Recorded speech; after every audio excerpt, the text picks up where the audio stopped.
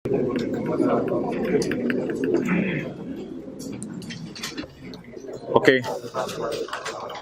Page 18 पे थे कल हम। पेज 18 इस में जगह बना दें एक ही दफा, फिर पेज 18 पे।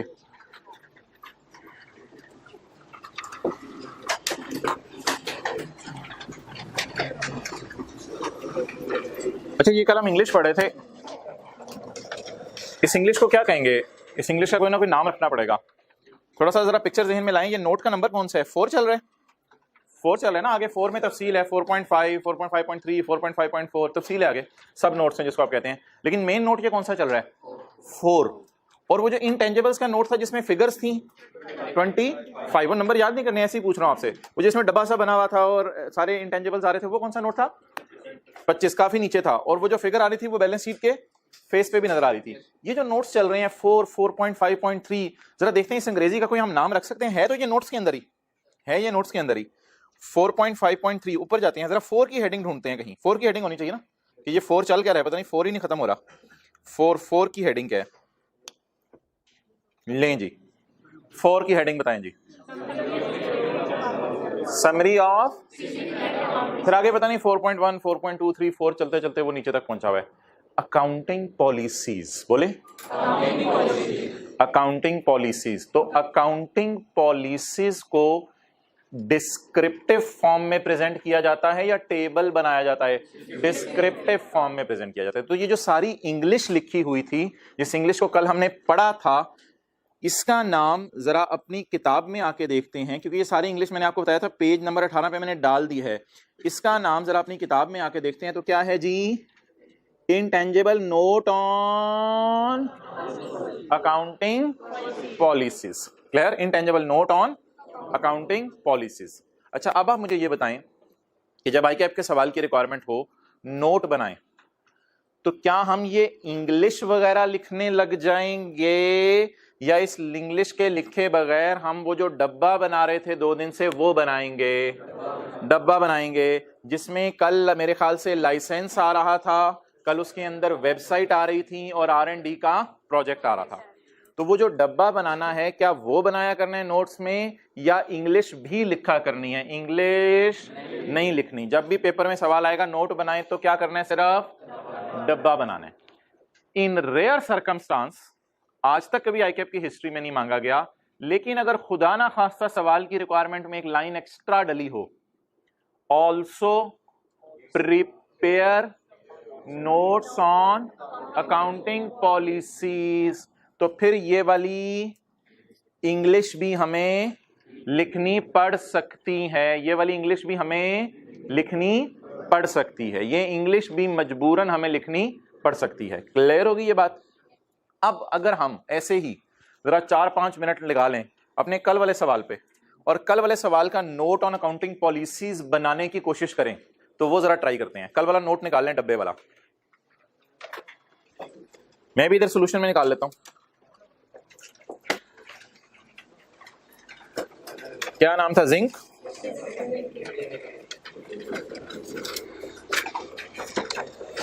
हाँ तो भी है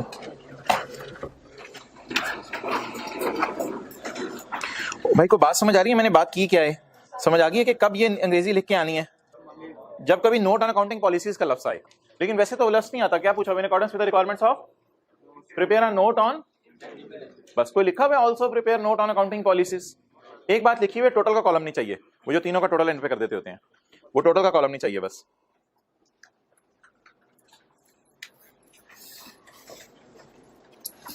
अच्छा, ये जिंक, तो ये डब्बे वाला नोट है कि डिस्क्रिप्टिव फॉर्म में नोट है, और इसमें टोटल का कॉलम हमने नहीं डाला हुआ। क्लियर? तो ये नोट हम पेपर में बनाते हैं। लेकिन अगर खुदा ना खास्ता क्या आ जाए, नोट ऑन अकाउंटिंग पॉलिसीज, तो नोट ऑन अकाउंटिंग पॉलिसीज भी हम बना सकते हैं, कोई ऐसी बात नहीं। उसमें आप लिखना शुरू करें, मिसाल के तौर पर रिसर्च एंड डेवलपमेंट के बारे में लिखना शुरू करें। कल वाली बातें क्या लिख देंगे यार? बोलें यार, हिम्मत करें। रिसर्च के बारे में क्या लिख देंगे? बोलें। कॉस्ट नहीं, रिसर्च एंड डेवलपमेंट जो पहला है हमारा, लाइसेंस की बात नहीं करा, वेबसाइट की बात नहीं करा।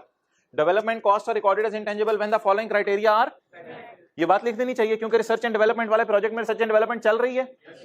और ये बात भी लिख देनी चाहिए कि डायरेक्टली एट्रीब्यूटेबल कॉस्ट्स कौन कौन सी हैं? एम्प्लॉय बेनिफिट्स, और भी कोई डायरेक्ट खर्चे होते हैं, डेवलपमेंट में यही चीजें आती हैं। और इसके अलावा इसमें क्या लिख के आए, रिसर्च वाली बात किधर है, रिसर्च वाली बात भी लिख के आएंगे। नहीं मैं सिर्फ उसकी फिलहाल बात, हाँ एक्वायर्ड है वो रिसर्च एंड डेवलपमेंट, वो बात पे ठीक है। Research expenditure and development do not meet criteria are recorded as an. अगर ये 2-3 बातें हम लिख आए तो बड़ा रेयर होगा शायद एग्जामिनर उस हॉल में बाकी बच्चों को भी ये बातें जहन में रहें, लेकिन अगर अल्लाह करे हमारे जहन में ये 2-3 बातें लिख आए तो मेरे ख्याल से कंफर्टेबली एग्जामिनर को पता चल जाएगा कि इसे कोई सेंस है नोट ऑन अकाउंटिंग पॉलिसीज बनाने की, बजाय कि आप पूरा छोड़ के आ जाए। मैंने माना 20 साल से कभी आईकेएफ के पेपर में नहीं आया, लेकिन बना लें आप, कोई मसला नहीं, बना लें। नोट ऑन अकाउंटिंग पॉलिसीज की हेडिंग दे दें उसी डब्बे के नीचे, कल वाला सोल्यूशन जो चल रहा है, या कोई हिंट लगा लें सर रजिस्टर पे। कौन सा सवाल चल रहा है, पास पेपर क्वेश्चन 9। तो हल्की हल्की सी बातें जो आपके जहन में है वो लिख दें। पहले ये आसान बात लिख दें, रिसर्च, पहले हेडिंग दे देना बेशक, R&D प्रोजेक्ट, R&D प्रोजेक्ट, इस तरह की हेडिंग दे दें, R&D प्रोजेक्ट्स। एंड वेबसाइट भी साथ लिख दें, क्योंकि मुझे लग रहा है वेबसाइट भी हम खुद बना रहे थे। हाँ वेबसाइट भी हम खुद बना रहे थे, आपको याद नहीं? वेबसाइट खरीदी थी या खुद बना रहे थे? कितनों को याद है खुद बना रहे थे वेबसाइट? भूल गए वेबसाइट कल वाले सवाल में? क्या ना यार ऐसा ना कर यार, मैं आई विल डाई। नहीं होन नहीं। कल देखें जी कौन कौन सी चीजें हम खुद बना रहे थे। कल हमने सवाल किया था, परसों हमने सवाल पढ़ा था, जान ही नहीं छोड़ा अबे तू, सवाल को कह रहा हूं। ये एक R&D प्रोजेक्ट था, और आपको याद है वेबसाइट भी हमने खुद बनाई थी और इतने ज्यादा खर्चे किए थे। वेबसाइट भी खुद बना रहे थे, और बोले तो इसलिए इन दोनों के बारे में हम लिख सकते हैं इकट्ठा। तो लिखें research and development project and website, research and development project and website. जी क्या अंग्रेजी लिखेंगे यार? बोले थोड़ी छोटी इंग्लिश, ज्यादा कोई साइंस नहीं मारनी आपने, इससे नहीं लिखनी। बोले रिसर्च एक्सपेंडिचर, ये आपका नॉलेज है जो आपको पता है सारा। और बुरी वाली डेवलपमेंट के लिए क्या इंग्लिश लिखेंगे? रिसर्च, जल्दी लिखें, and development not meeting criteria are recognized as an expense. चलो जी, एग्जामिनर को पता चल गया आपको नोट अकाउंटिंग पॉलिसीज का भी बनाना आता है। Are recognized as an expense. छोड़े पर अगली लाइन, कहां इतनी बातें हमें याद रहनी है पेपर में, इतनी सी बात तो याद रह जाएगी बस, ठीक है। ये बातें स्टैंडर्ड में मिलेंगी यार, लेकिन कहां ढूंढोगे, किधर मिल सकती हैं। हाँ वो भी मैं लिंक करवा दूंगा अगर आप रिक्वेस्ट करोगे, लेकिन ये तो बात आसान सी है ना, ये स्टैंडर्ड, ये तो आप सबकी मेमोरी में है ना। बात में स्टैंडर्ड से आपको कौन सी ढूंढने को कहूंगा, मैं वो 6 पॉइंट्स ढूंढने को कहूंगा स्टैंडर्ड से, जिसमें आपको टाइम लगना है। अच्छा, अब रिसर्च हो गई और डेवलपमेंट बुरी वाली होगी, अब क्या डिस्कस कर लें? अच्छी वाली डेवलपमेंट, क्योंकि आपको नजर आ रहा है सवाल में सारी चीजें चल रही हैं, रिसर्च भी चल रही है, अच्छी वाली डेवलपमेंट भी चल रही है, बुरी वाली डेवलपमेंट भी चल रही है, तो थोड़ा नोट बना के पॉलिसीज का बताना है। अच्छा जी, अच्छी डेवलपमेंट के बारे में हमारी क्या पॉलिसी है, लिखें development cost are recognized as intangible when following criteria is met। लिखें development costs are recognized as intangible when following criteria are met। अब आप ये 2-3 लाइनें दोबारा देख के पढ़ लें, आपका अपना पुराना नॉलेज है ये, इसमें से कोई नई बात नहीं है, बस थोड़ा सा लिखने का तरीका आपको बता दिया। ये कौन सा पैरा नंबर किसी को याद हो? 57। तो लिखें यहाँ 1 2 3 4 5 6 बुलेट्स लगाएं, 1 2 3 4 5 6, ऐसे रजिस्टर पकड़ें अपना, लिखें 1 2 3 4 5 6 और जगह छोड़ दें, घर जाके फिर चीजें लिख लीजिएगा। 1 2 3 4 5 6। अब ऑब्वियसली स्टैंडर्ड खोल के पूरे हम छापे नहीं मारे होंगे, को एक आधे लाइन का हिंट दे देंगे, इतना तो टाइम नहीं होगा पेपर में, फिर या नंबर वो ज्यादा देगा। तो ये 6 पॉइंट कहां से उठा के लिखने हैं? पैरा लिखें 6 पॉइंट्स के नीचे ऐसे जो रेफरेंस दिया होता है ना चीजों का, जैसे टीचर्स ने एंड पे पास पेपर का रेफरेंस दिया होता है, तो ऐसे डब्बा डाल के लिखें पैरा 57। अब आगे भाई मार्क्स लेने के लिए आपने को बातें लिखनी है तो लिख दें, मेंटेनेंस कॉस्ट इज एक्सपेंस्ड आउट, अगली लाइन लिख दें, मेंटेनेंस कॉस्ट आर एक्सपेंस्ड आउट। बस अब ये मार्क्स लेने के लिए कोई नंबर है तो इक्का दुक्का लाइन अपनी तरफ से डाल दें।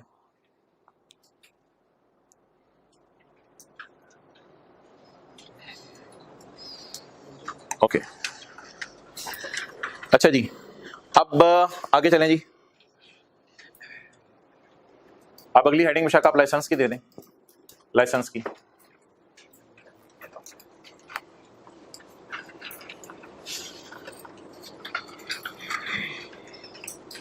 Licence is recorded as an intangible if it meets the recognition criteria. बल्कि परचेज लाइसेंस लिखें, परचेज लाइसेंस ये खुद बना रहे हैं या परचेज कर रहे हैं? Purchase license is recorded as an intangible if it meets the recording criteria. Criteria वो लिखने की जरूरत नहीं है, कितना लिखेंगे? Cost can be made lively in future economic benefits are probable, वो बात कह रहा हूं ना, क्योंकि 6 क्राइटेरिया तो नहीं है, खरीदी हुई चीज के लिए 2 क्राइटेरिया, क्या? Cost can be made liability and future economic benefits are probable. तो licence is recorded as an intangible. अगली डिस्कशन अमोर्टाइजेशन वगैरह की कर दें आप। अमोर्टाइजेशन मेथड एंड पीरियड्स लिखें, हेडिंग दे दें अमोर्टाइजेशन मेथड एंड पीरियड। अब इसमें लाइसेंस की बात करनी है या अभी तीनों की बात करनी है? अमोर्टाइजेशन के बारे में तीनों की बात करनी है ना। बस licence is recorded as an intangible if it meets the recording criteria. Okay, आगे क्या बात करनी है जी? Amortization method and periods. किसी को याद है रिसर्च एंड डेवलपमेंट को कितने सालों पे अमोर्टाइज करे थे? 10 सालों पे। और वेबसाइट की लाइफ गिवन नहीं थी, और लाइसेंस की पहले तो इंडेफिनिट थी, लेकिन अब कितने साल रहेगी थी? 4 साल रहेगी थी। तो इस तरह की कोई इंग्लिश लिख देंगे। इधर देखें, इधर क्या लिखा है? Intangibles are amortized using straight line method. ये तो बात आप भी लिख दें, क्योंकि हमारा भी स्ट्रेट लाइन ही चल रहा है। Intangibles are amortized using straight line method. Over their estimated useful life भी लफ्ज लिख दें, over their estimated useful life. ये रेट्स वगैरह आपको बताने की जरूरत नहीं, क्योंकि ये हम नोट में ही नीचे डाल देते हैं, फिर यहां डालने की जरूरत नहीं। याद है रेट्स लाइफ वगैरह वो नोट में नीचे डाल देंगे, वो यहां डालने की जरूरत नहीं। ये थोड़ी सी बात गुडविल को छोड़े। Intangibles having indefinite life are not amortized, इतनी सी बात भी लिख दें। Intangibles having indefinite life are not amortized and tested annually for impairment, and tested annually for impairment. Intangibles having indefinite life are not amortized and tested annually for impairment. अब ये आगे marks बढ़ाने के लिए पेपर में याद रहेगी बात, लिखाइएगा, नहीं तो छोड़ें। यूजफुल लाइफ हर साल के एंड पे एस्टिमेट की जाती है, अगर लाइफ में चेंज आ जाए तो वो बदल दी जाती है। और इन द एंड, अच्छा एक बात जरा गौर से सुनिएगा, आईकेप सवाल में ये भी डाल सकता है, prepare note on accounting policies. ये जरा बात पहले सुनो मेरी, लिखना रोको। Prepare note on accounting policies taking necessary assumptions.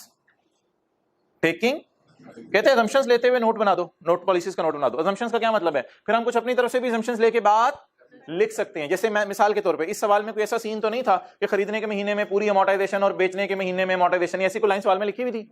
लेकिन अगर पेपर में आ जाए कि assumptions लेके पॉलिसीज का नोट बना दो, तो अगर कोई इक्का दुक्का ऐसी भी लाइन हम लिखाएंगे तो उसमें कोई हरज नहीं है। तो फिलहाल आप अपने सवाल को सामने रखें, आप लिखें intangible is amortised when it is available for use. बस जनरल लाइन फिलहाल लिखें, इस लाइन को छोड़ें। Intangible is amortised when it is available for use।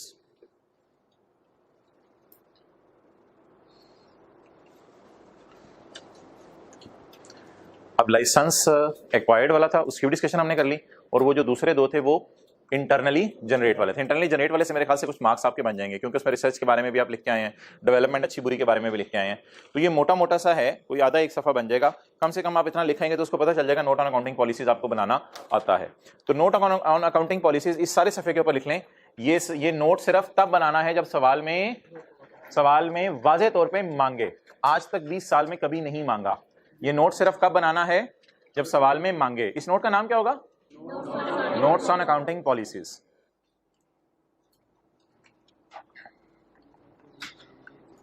ये नोट सिर्फ तब बनाना है जब सवाल में मांगे। ये बातें अभी लिख लिया करें, क्योंकि आखिरी दिनों में, रिवीजन के दिनों में फिर ये बात उर्दू वाली लिखी हुई हेल्प कर जाती है। अभी तो समझ आ रही होती है, हफ्ते बाद उठा के ये चीजें बैठेंगे तो आप कहेंगे ये किस कॉन्टेक्स्ट में लिखवाया गया था।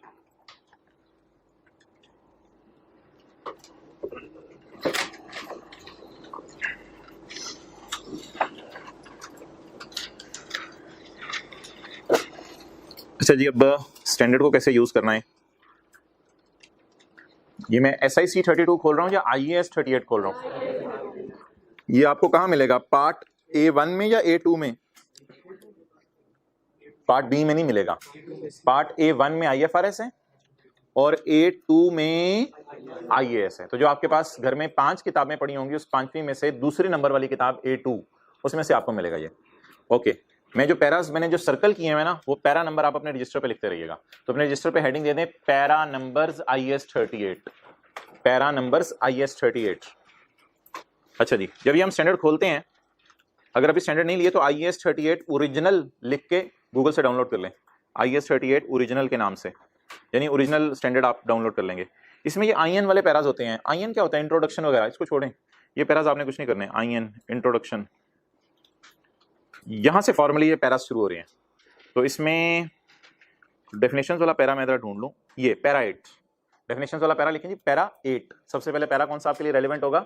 अगर घर में स्टैंडर्ड खरीद लिए हैं, कौन सा पैरा हाईलाइट करेंगे? पैरा 8। पैरा 8 में अगर कोई एसेट की डेफिनेशन आपको मिल जाएगी, ठीक है। उसके बाद डेवलपमेंट क्या होती है? Is application of research finding.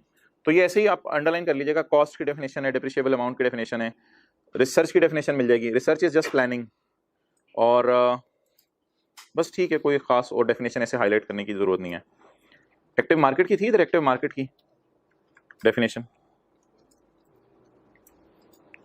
Active market की यहाँ नहीं है, फिर कहीं ढूंढ लेंगे। और अच्छा आगे चलें, आगे सारे पैरास फारिग हैं, चलते रहें। ये पैरा 18 है, छोड़ें इसको, छोड़ें। ये para 21, intangible is recorded if and only if cost can be measured and future economic benefits are probable. ये हमारा एक बेसिक क्राइटेरिया है, लेकिन अगर कोई चीज डेवलप कर रहे हैं उसमें 6 क्राइटेरिया और डाले जाते हैं। अच्छा पैरा 21,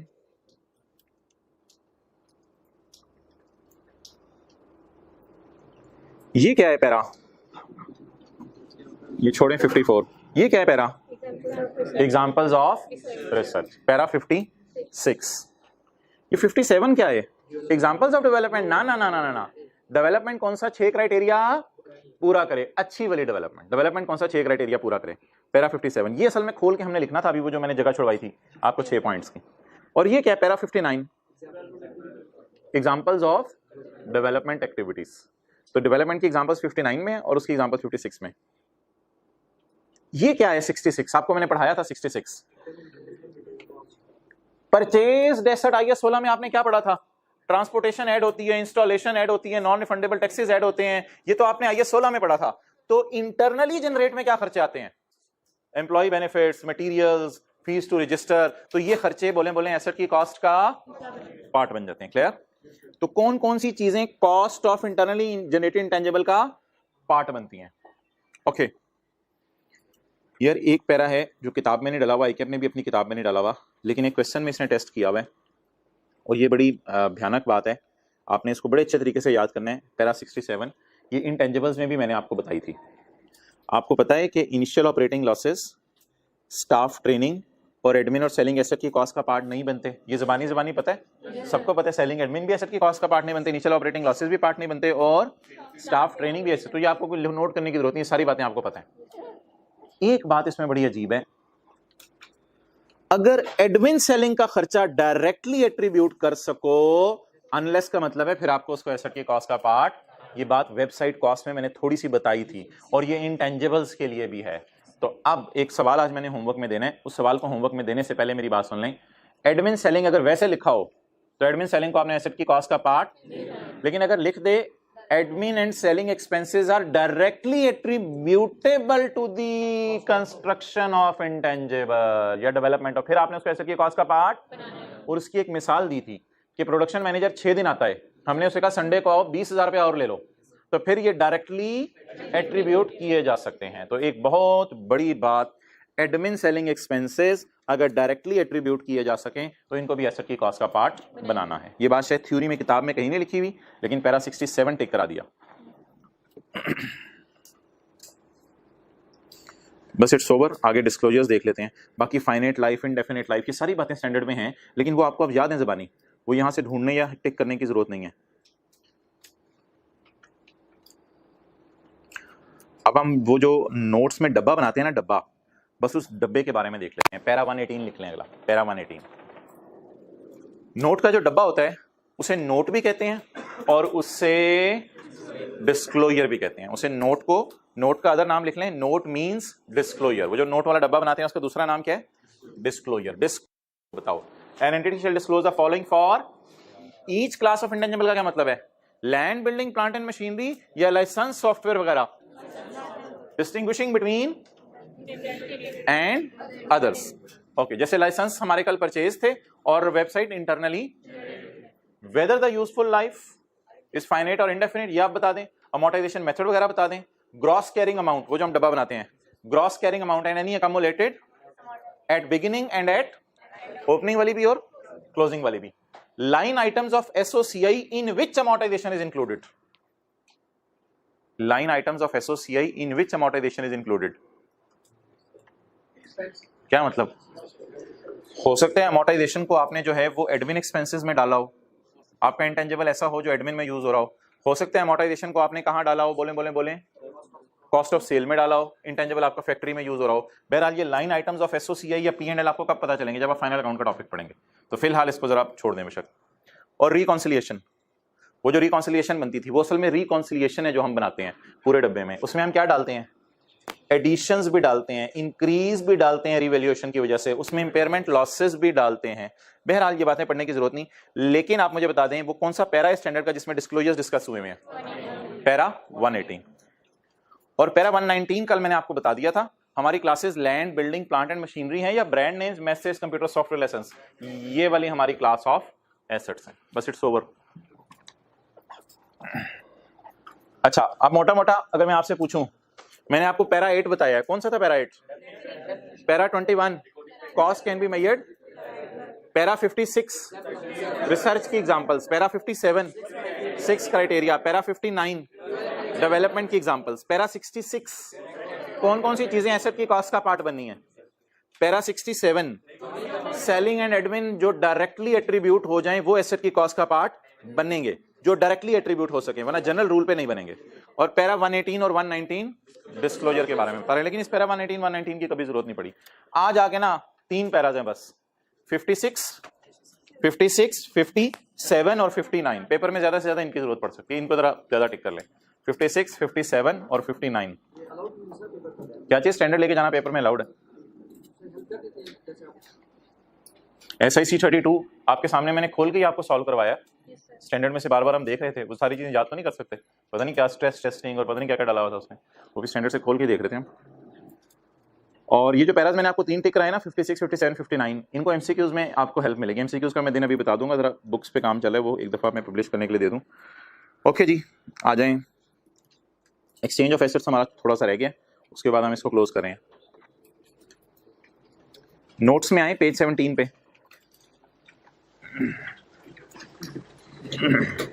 ये जब बुक प्रिंट होगी ना, बुक प्रिंट होगी तो ये वाला डब्बा तो बुक में होगा ही नहीं, पेज 17 वाला। और इसको भी फिलहाल आप छोड़ दें, पैरा 118 हमने पढ़ लिया है, बस पैरा 118 के अंदर जो चीजें हैं वो डिस्कस हो गई हैं। इसको भी फिलहाल आप काट दें, काट के 118 टिक कर दें ऐसे।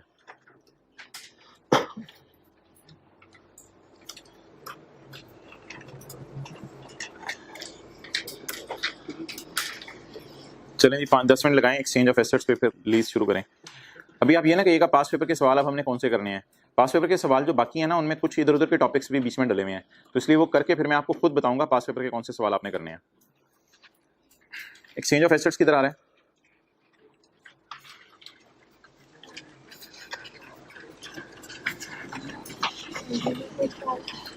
पेज 4।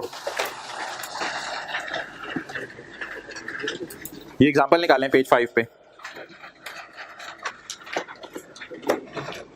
पुराना एसेट देके नया एसेट लेना।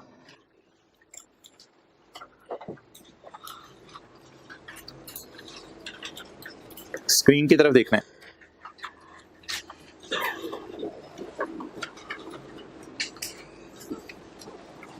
आप कई दफा ऐसा होता है कि पुरानी चीज देके नई चीज ले रहे होते हैं, और कई दफा पुरानी चीज और नई चीज दोनों की फेयर वैल्यू आपको पता होती है, कई दफा पुरानी की नहीं पता होती, कई दफा ऐसा हो सकता है नई की पता हो पुरानी की, और कई दफा ऐसा होता है दोनों की पता। कोई छोटी सी ऐसी मिसाल, आपको ये भी आईफोन चेंज करने चले गए किसी सैमसंग के साथ, तो पुराने नए दोनों की आपको फेयर वैल्यू पता होगी। लेकिन आप अगर कोई पुराना नोकिया 3310 बाजार में लेके गए, अब कोई उसकी वैल्यू लगाने को तैयार ही नहीं है, वो बहुत ओल्ड चीज आप लेके बाजार में चले जाए, तो पुरानी की फेयर वैल्यू निकालना कई दफा मुश्किल हो जाता है। या आप बाहर के मुल्क से कोई मोबाइल लेके आ गए पाकिस्तान में, अब वो मोबाइल अभी किसी के पास भी नहीं है, तो अब वो नई चीज है, वो नई चीज है, या किसी दुकानदार ने बाहर के मुल्क से कोई नए मोबाइल मंगवाया, आप उससे नया मोबाइल खरीदने के, आपने बाजार में कीमत पता चलाई, बाजार से कीमत पता नहीं चल रही, तो कई दफा नई चीज की फेयर वैल्यू नहीं पता चल रही होती, और कई दफा दोनों की ही फेयर वैल्यू पता नहीं चल रही होती। ओके, लेट्स स्टार्ट जी। हमारे पास जो ओल्ड एसेट है उसकी कॉस्ट क्या है? 200। हमने पुराना देके कौन सा एसेट लेना है? नया। पुराने की कम्युलेटिव डेप्रिसिएशन 80, पुराने की बुक वैल्यू 120, तो किताबों में ये इस वक्त 120 का आ रहा है। Other information, fair value of old asset is fair value of new asset is 150। आपने पुरानी चीज देके नई चीज ली तो और पैसे कितने देने पड़े? 12। Calculate the cost of new asset under following scenario. इस बात को छोड़ें, पहली रिक्वायरमेंट पढ़ें। If fair value of both assets is, फर्ज करें दोनों पता है आपको, तो मुझे बता दें क्या ये हमें पता है, क्या ये भी पता है? ये तो कैश दिया, ये तो हमें पता ही होगा, तो इनको मैं ग्रीन सिग्नल दे रहा हूं क्योंकि ये तीनों बातें हमें पता हैं। अब मोहतरम आपका दिल कहता है कि मैं नई चीज को उसकी फेयर वैल्यू पे रिकॉर्ड करूं। स्टैंडर्ड कहता है नहीं, नई चीज को उसकी फेयर वैल्यू पे रिकॉर्ड नहीं करना, नई चीज को रिकॉर्ड करना है जो बदले में आपने दिया। ये स्टैंडर्ड का आइडियल मॉडल है, जो बदले में आपने दिया। नई चीज ले रहा है, कहते हैं नई को छोड़ो, बताओ दे क्या रहे हो? हमने कहा पुरानी चीज और पैसे। नई ले रहे हो तो दे क्या रहे हो?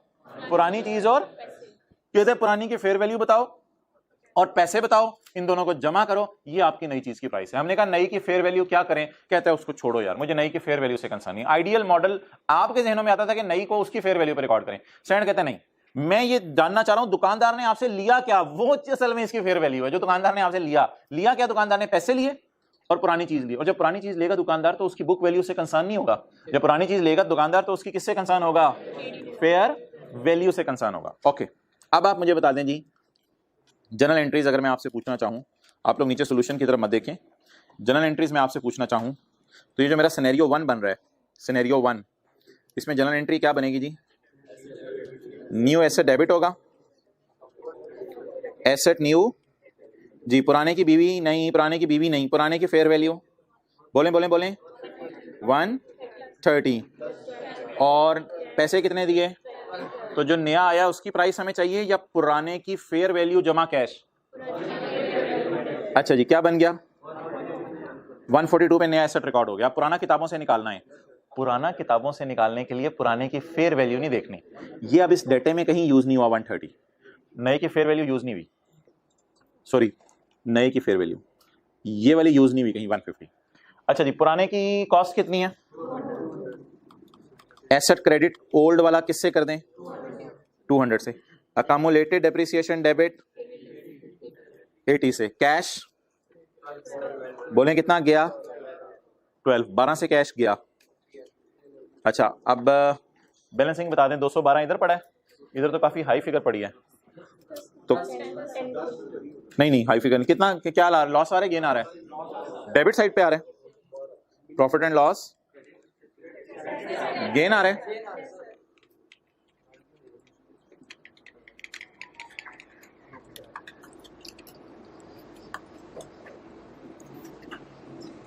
ओके,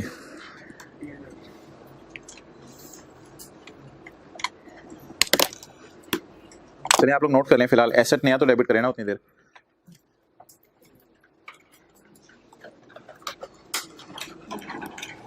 कैश कितना और P&L 10।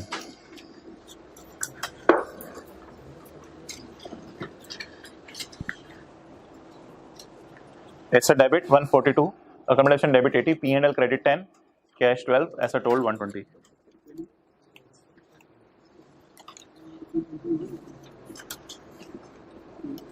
P&L बैलेंसिंग आ गया जी। हजरात, पुराने को किस पे रिकॉर्ड किया है? सॉरी, नए को fair value of old plus cash पे। ये सिनेरियो 1 की जनरल एंट्री हो गई।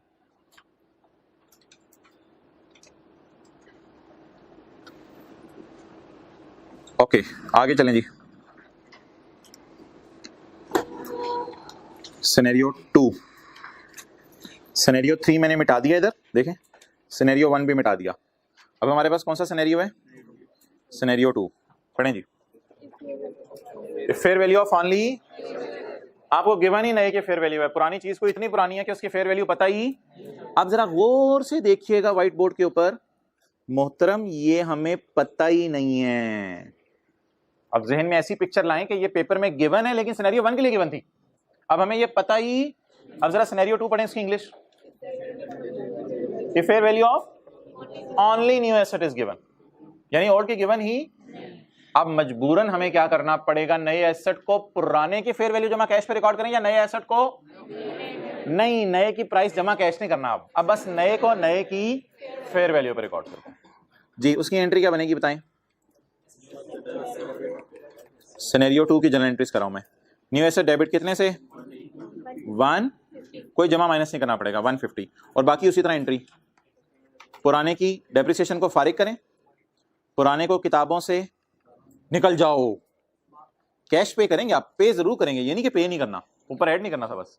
और बताएं गेन आ रहे लॉस आ रहे कितना, आप बता दें जी। इधर हम नया रिकॉर्ड कर रहे थे 142 पे, इधर नया रिकॉर्ड करेंगे 150 पे। चलें जी।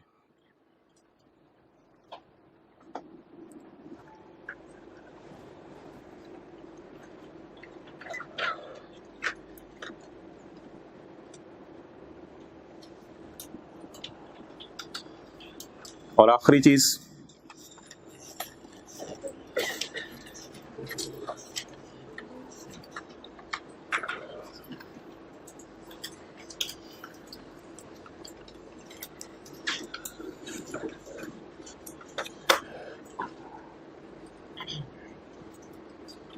Scenario 3, if fair value of both assets है, पुराना इतना पुराना है कि उसकी भी फेयर वैल्यू नहीं पता, नए की ऐसी नई चीज है कि उसकी भी फेयर वैल्यू पता नहीं चल रही, तो दोनों की नहीं गिवन। तो अब ना मॉडल ऑलमोस्ट ये वाला यूज करना है आपने, लेकिन अब पुराने की फेयर वैल्यू नहीं अवेलेबल। अब पुराने की क्या अवेलेबल है, तो पुराने की बुक वैल्यू जमा कैश, पुराने की बुक वैल्यू जमा कैश। ओके, कर लें, मेरे करने से पहले एंट्री कर लें। देख रहे होते हैं, एंजॉय कर रहे होते हैं। अच्छा, यहाँ ये कहाँ लिखेंगे, अच्छा ये क्या होगा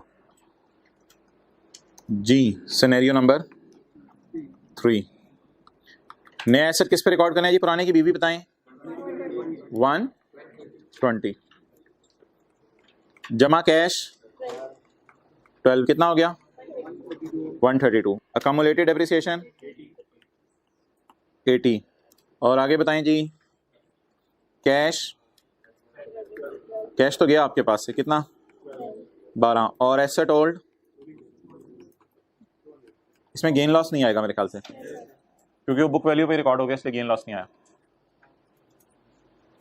तो इसे आप ग्रीन सिग्नल दे देते हैं। न्यू 132 पे रिकॉर्ड हुआ है, तो सारी एंट्रीज में ना न्यू की कॉस्ट चेंज हुई है और सारी एंट्रीज के अंदर गेन लॉस की फिगर चेंज हुई है, बस बाकी सारा डाटा सेम है। पुराने को देखें हम 200 और 80 से ही किताबों से थ्रो अवे कर रहे हैं। अच्छा जी, पहला मॉडल क्या है, अगर दोनों की गिवन हो तो पुराने की फेयर वैल्यू प्लस, अगर दोनों में से सिर्फ नए की गिवन हो तो नए की फेयर वैल्यू, और अगर पुराने नए दोनों की गिवन ना हो। ये कितने सिनेरियोज हो गए, 3, 2 और हैं, 2 और हैं, लेकिन वो भी इसी के अंदर रहते हुए हैं, वो इसी के अंदर रहते हुए हैं। If fair value of both assets or fair value of only old is given, ये तो मैंने आपको कराया ही नहीं। If fair value of, मैंने आपको क्या करवाया देखें, If fair value of, फिर दूसरा क्या करवाया है, देखें देखें मैंने आपको ये वाले कराए हैं सिर्फ। पहला सिनेरियो क्या था, fair value of both assets is given, दूसरा क्या करवाया, fair value of new is given, और तीसरा क्या करवाया। अच्छा, अब एक ऐसा सिनेरियो सोचें जिसमें सिर्फ ओल्ड की फेयर वैल्यू गिवन है। जरा ओल्ड की फेयर वैल्यू गिवन है तो बाय डिफॉल्ट ही पहला सिनेरियो ही लगा देंगे। सोचें जरा, ओल्ड की फेयर वैल्यू गिवन है तो नई की फेयर वैल्यू तो है ही नहीं, तो ये भी रूल नहीं लग सकता, ये तो लग ही नहीं सकता ना। और ये भी रूल लगाने की जरूरत नहीं है क्योंकि फेयर वैल्यू किसी एक की गिवन है। तो अगर सिर्फ ओल्ड की गिवन हो तो भी कौन सा रूल लगेगा, रूल 1 लगेगा। इसकी लॉजिक याद रखें, ऐसे रट्टा नहीं मारना। अगर दोनों की गिवन है ओल्ड की फेयर वैल्यू प्लस कैश, अगर न्यू की गिवन है न्यू की प्राइस प्लस कैश कुछ कोई नहीं, दोनों की गिवन नहीं तो book value of old plus, अगर गिवन ही सिर्फ ओल्ड की है तो फिर न्यू वाला तो रूल यूज कर नहीं सकते, तो फिर ओल्ड की फेयर वैल्यू प्लस कैश, ये पहला रूल हो गया। अच्छा, इसमें एक छोटी सी तफसील और है, ये जरा आपने गौर से समझनी है ये वाली बात। अच्छा, पुरानी की भी फेयर वैल्यू गिवन है, नई की भी फेयर वैल्यू गिवन है, लेकिन डाउट सा चल रहा है कि यार ये जो फेयर वैल्यूज गिवन है ये सही भी हैं या नहीं। बस एक डाउट सा चल रहा है दिल में। तो पता ये चला कि नए की फेयर वैल्यू के एविडेंस ज्यादा हैं। जैसे आप ईद के मौके पे नहीं कहते चांद देखा शहादतें मौसूल हुई, तो इतने लोगों ने चांद देखा, तो इसी तरह इधर नए की भी फेयर वैल्यू गिवन है, ओल्ड की भी फेयर वैल्यू गिवन है, लेकिन जो एविडेंस ज्यादा मिल रहा है वो नए की फेयर वैल्यू का मिल रहा है। पुराने की भी फेयर वैल्यू इक्का दुक्का लोग मार्केट में बता रहे हैं, लेकिन उसका एविडेंस ज्यादा अवेलेबल, लेकिन नए की फेयर वैल्यू पता चलाएं तो हर दुकानदार बताने को तैयार है नए की फेयर वैल्यू। तो ऐसी सूरत में स्टैंडर्ड कहता है फिर पुराने की फेयर वैल्यू शायद मेरी नजर में नहीं मालूम, इसको छोड़ो परे। अब जरा देखें देखें देखें, however fair value of the acquired asset कौन सा होता है, न्यू या old, is more clearly evident. Paper में ये लफ्ज लिखेगा वरना आपको इल्हाम नहीं होगा, ये लफ्ज लिखेगा पेपर में, मोर क्लियरली एविडेंट। एविडेंस ज्यादा किसका मौजूद है, then it's fair value will be considered as, भाई ये तो रूल 2 बन गया, फिर तो रूल 2 लगेगा। हालांकि गिवन कितनों की है, दोनों की है, रूल यही चल रहा है पॉइंट 1 वाला। However if fair value of, नई चीज की भी फेयर वैल्यू के एविडेंस मौजूद है, पुराने के भी एविडेंस मौजूद है, लेकिन पुराने के एविडेंस समझ लें मिनिमल है, ना होने के बराबर है, और नए के एविडेंस बहुत ज्यादा है। तो फिर क्या मुनासिब है कि ज्यादा एविडेंस जिसके मौजूद है उसको उस पर रिकॉर्ड करते हैं। तो ऐसी लाइन अगर खुदा ना खासा पेपर में आ जाए, क्या कौन सी लाइन, मोर क्लियरली एविडेंट, तो फिर आप कौन सा रूल लगा देंगे, नए को उसको फेयर वैल्यू पर रिकॉर्ड कर देंगे। और आखिरी बात भाई माजरत के साथ, एक बात छोटी सी और है इधर, सर आसिफ भी कहते हैं जी मेरे पास 2015 मॉडल की गाड़ी है, सर उमैर भी कहते हैं मेरे पास 2015 मॉडल की गाड़ी है, एक वाइट है एक ब्लैक है। अब दोनों गाड़ियों की माइलेज भी 1 लाख किलोमीटर थी, कंडीशन भी एक जैसी थी। अब दोनों ने एक दूसरे से गाड़ी चेंज कर ली। अब ऐसी सूरत में किसी पूछने वाले ने पूछा कान में जाके क्या चक्कर है, और वैसे यार मले वालों की तरह रोक पड़े, गाड़ियां बदलता रहता है, बस ये चक्कर है। इसी तरह ऑर्गेनाइजेशंस भी करती हैं, कोई डिलीवरी ट्रक्स हों 10-12, किसी और ऑर्गेनाइजेशन से कहते हैं यार तुम जरा हमारे से बदल लो, जरा नए नए ट्रक जा रहे होंगे, लोग पता नहीं कितना बड़ा कारोबार है पीछे से, क्या क्या क्या पीछे पता नहीं क्या कर रहे हैं, ट्रकों पे ट्रक, रोजाना नया ट्रक आया होता है, ड्राइवर वही नया ट्रक रोजाना आया होता है, पता नहीं कितने ट्रक है यार इनके पास। तो बिजनेसेस कई दफा सेम एसेट को सेम एसेट से क्या कर लेते हैं, एक्सचेंज कर लेते हैं, सेम एसेट को सेम एसेट से एक्सचेंज कर लेते हैं।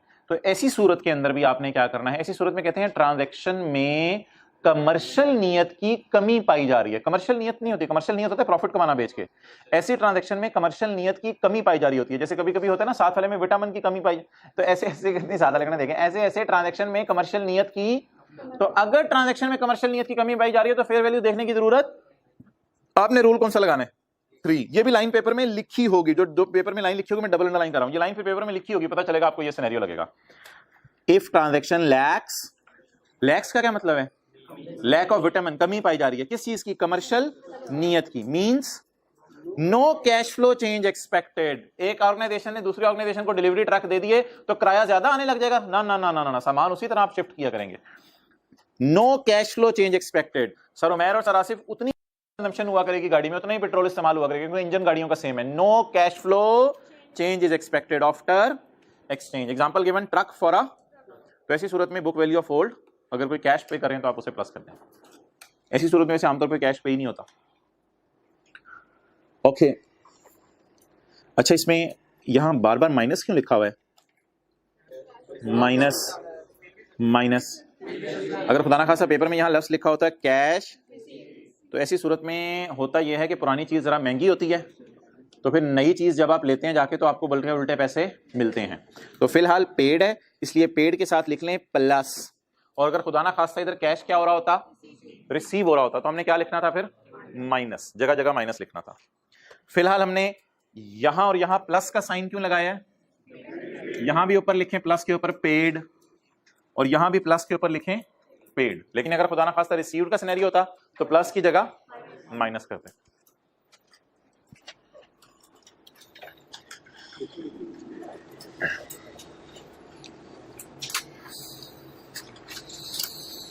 उदासी सी हो रही है ना, अभी अगला चैप्टर शुरू करने लगे, ये जा रहा है। अच्छा आप ऐसा करें, वो निकालें पास पेपर का, ऐसे कोई हल्के फुल्के सवाल करते रहे। क्वेश्चन 3 कर लीजिएगा आज,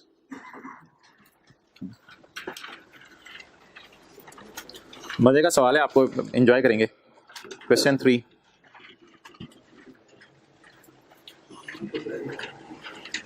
होमवर्क में लिख लें, होमवर्क रजिस्टर पे पास पेपर क्वेश्चन 3, जो ऑनलाइन वाले हैं लेक्चर नोट्स में मैं नीचे डाल दूंगा उनके होमवर्क।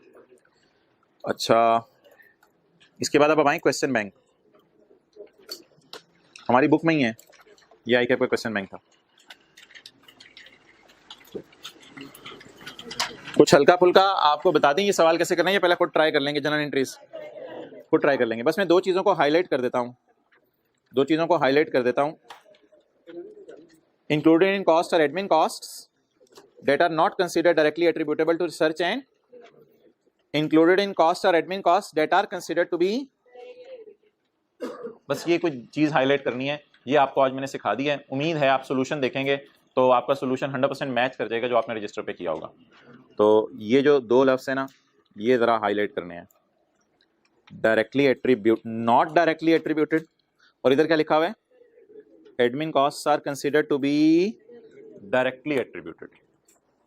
ये कौन सा पैरा हमने पढ़ा था, पैरा 66 के नीचे था, ये एक लाइन लिखी हुई थी 67।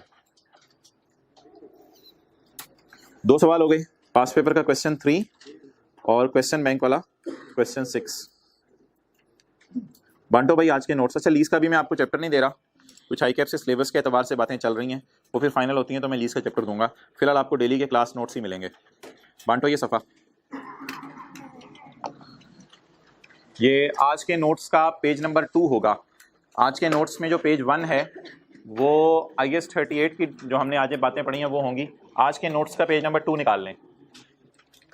और अभी मैंने फिजिकल में डिस्ट्रीब्यूट पेज 2 ही किया, सिर्फ 1 किया भी नहीं। ऑनलाइन में 1, 2 दोनों अवेलेबल है। अच्छा भाई, ये तो बेसिक प्रैक्टिस हमने की हुई है, ये तो पहली क्लास में की थी, जाके रिवाइज कर लेते हैं थोड़ा सा, फिर यहाँ आ जाएंगे वापस। डिस्काउंटिंग की प्रैक्टिस हमने की हुई है।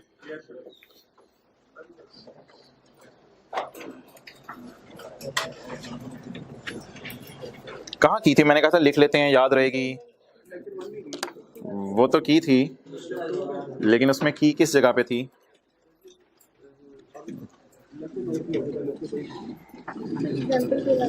कौन सी एग्जांपल करवाई थी?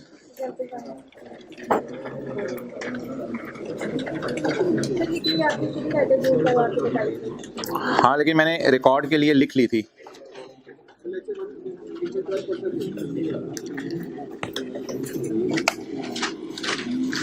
इसमें मैंने सिंपल और उसका फॉर्मूला भी लिखा था।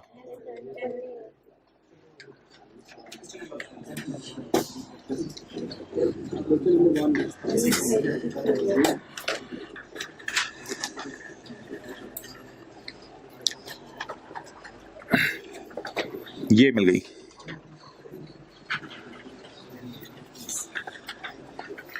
जी मोहतरम, डिस्काउंटिंग की रिवीजन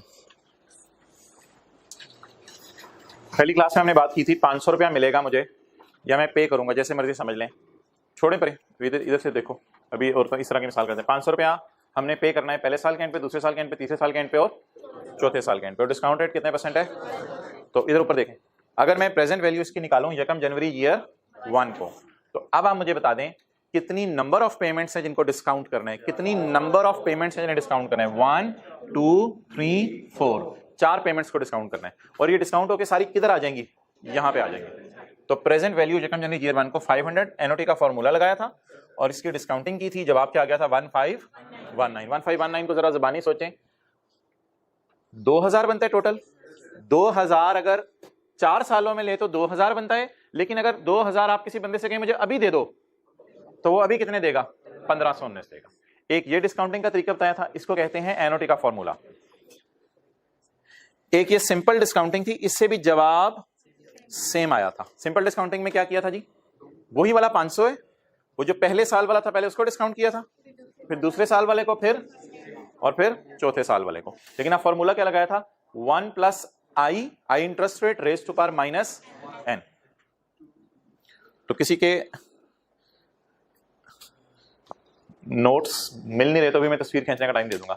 एनओटी के फॉर्मूले में क्या करना है, 1 - 1 + i raise to power -n divided by, और सिंपल में क्या करना है, 1 + i raise to power -n। Okay, अब आप हजरात मुझे ये बता दें कि एनओटी का फॉर्मूला कब यूज करना है। किसी को कुछ लोग बोल नहीं रहे, जब अमाउंट्स क्या हो, सेम हो, और इंटरवल भी, जब अमाउंट्स भी सेम हो और इंटरवल्स भी सेम हो। अगर बीच में एक अमाउंट भी मिस हो जाए तो टैकल करना सीखेंगे कैसे सीखना है। लेकिन फिलहाल एनओटी का फॉर्मूला कंफर्टेबली कहां यूज हो सकता है, अमाउंट्स भी क्या हो और इंटरवल्स भी सेम हो। ओके, ये मिसाल थी एनओटी के फॉर्मूले की। अगर किसी ने तस्वीर लेनी है,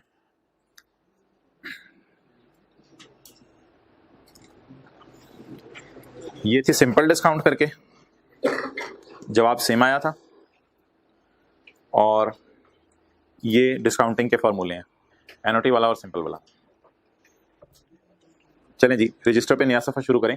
2-3-4 सफ़े ऐसे ही IAS 38 के लिए छोड़ दें अपने आखिरी दिनों के लिए। कुछ आपने अभी लिखना है या कुछ चीज़ें आपको याद आएँ, उनके लिए आप छोड़ दें IAS 38 के सफ़े और लीज शुरू करें।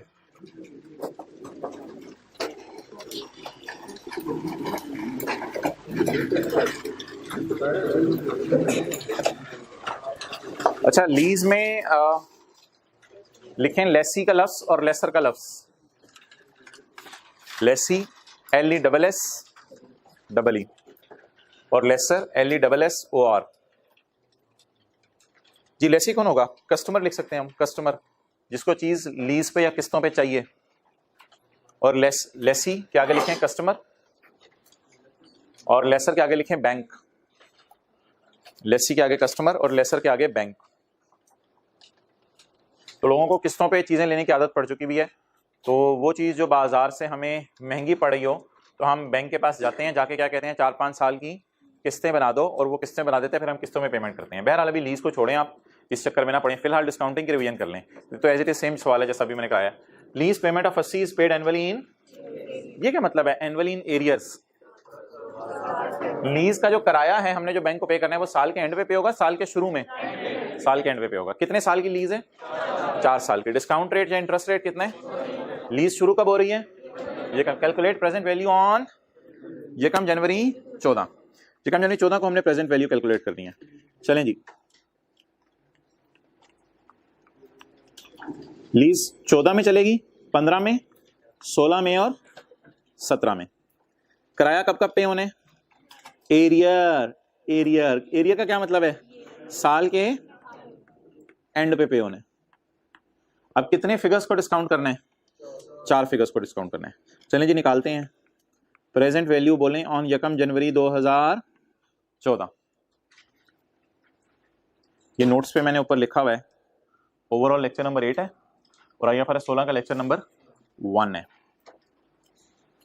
तो अपने रजिस्टर पे आप ऐसे लिख सकते हैं 1-8, यानी 1 IFRS 16 का और 8 ओवरऑल लेक्चर नंबर। करें ये discount 80 into 1 minus 1.12 raise to power. अब नंबर ऑफ 80 काउंट करें कितने हैं जिनको डिस्काउंट करना है। वो 80 की क्वांटिटी बताएं जिनको डिस्काउंट करना है। 4 दफा 80 नजर आ रहा है जिसे डिस्काउंट करना है। 4 80 को डिस्काउंट करना है। 1 पॉइंट, अच्छा इंटरेस्ट रेट 14% है। इंटरेस्ट रेट 14% है, डिवाइडेड बाय 0.14 जी 233। It is the present value on यकम जनवरी 2014। अभी एग्जांपल 2 को छोड़ें, एक और तरीका भी जरा चेक कर लें डिस्काउंट करने का, और प्लीज इस तरीके को अपनी मेमोरी में जरूर रखना है।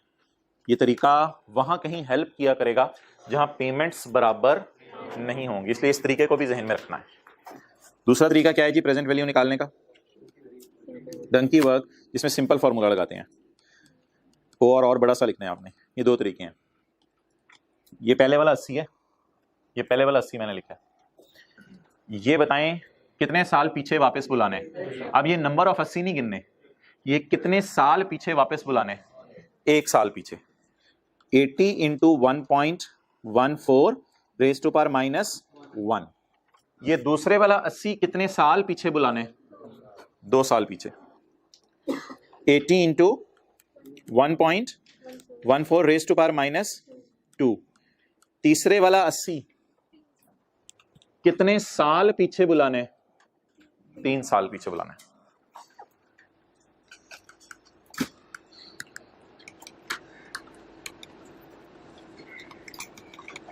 रेज टू पावर माइनस,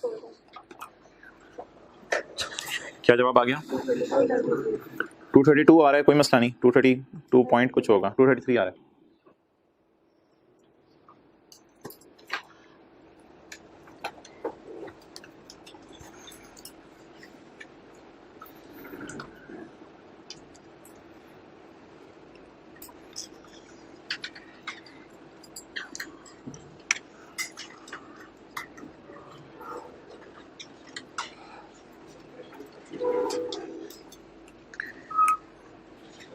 इसको उठा के हमने राइट साइड पे रख लिया है। अब जिंदगी के किसी मोड़ पे मैंने आपसे पूछा कि वो डिस्काउंटिंग कहाँ रखी थी, तो याद रख लीजिएगा इन नोट्स में राइट साइड पे रख दिया।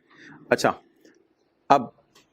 जिनको ये किताब अब मिल चुकी है ना, जब किताब आ गई है तो ये किताब में ढूंढेंगे जिन्होंने लेट क्लासेस ज्वाइन की हैं, लेक्चर नोट्स आखिरी चैप्टर, उसके अंदर आपको ये स्टार्ट में ये दोनों एग्जांपल्स मिल जाएंगी।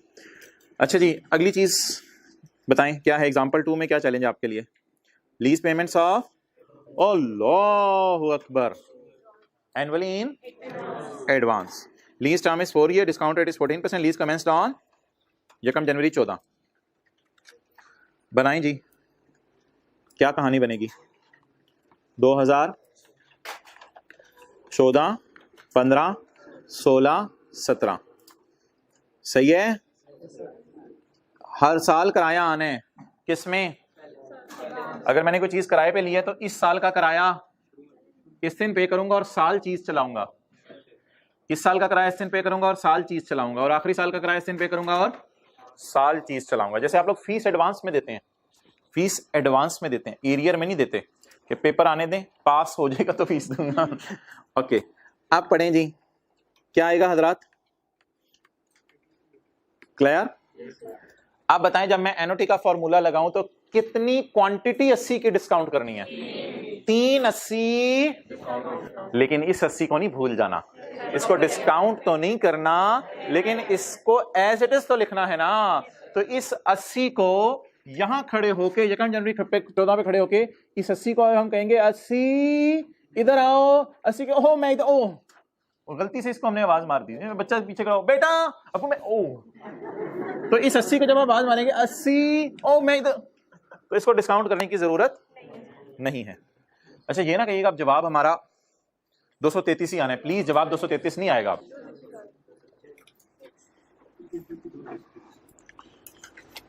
ओके, प्रेजेंट वैल्यू, अब हम ये सवाल नहीं कर रहे, एग्जांपल 2 कर रहे हैं।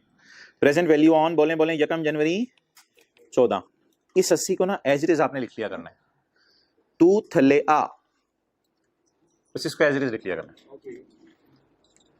ये वाला 80 एज इट इज लिख लेना है। कितने 80 बच गए डिस्काउंट करने में? इनको काउंट करें, 1 2 3। तू इधर आ, तू इधर आ, ओ तू इधर आ। चलें जी, 80 इंटू बोले 1 माइनस 14 रेज टू पावर, ये 3 से क्या मुराद है? Quantity of 80 divided by 0.14। Grand total बताना है, ये वाला 80 ऐड करके 266। देखिए हमने 4 80 उठा लिया, देखें इधर 1 80 ये और बाकी 3 80 ये, 4 80 हमने उठा लिया। मैनुअल तरीके से ट्राई करें, और लिख के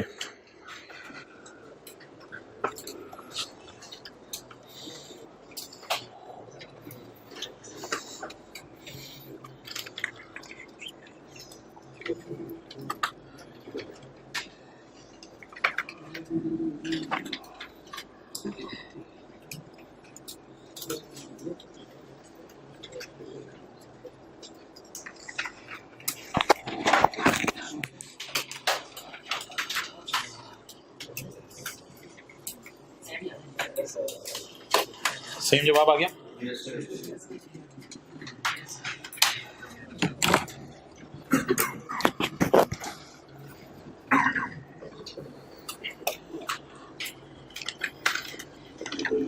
जी, प्रेजेंट वैल्यू ऑन 1 जनवरी 14। जी हजरात बताएं, पहले वाला 80 इसको डिस्काउंट करने की जरूरत नहीं, 1 जनवरी 14 पे इसको बुलाना है, ये 1 जनवरी 14 पे ही खड़ा है। अच्छा, इस 80 को 1 साल 1 दिन पीछे बुलाना है, तो 1 साल पीछे बुलाना है, बस 1 साल 1 दिन पीछे बुलाना है, यानी 1 साल पीछे बुलाना है। 80 इंटू 1.14 रेज टू पावर -1, ये वाला 80 1 साल पीछे आ गया, plus 80 into 1.14 raise to power -2, plus 80 into 1.14 raise to power -3 is equal to 266।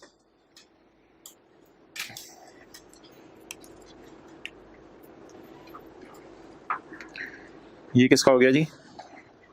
Advance का सवाल।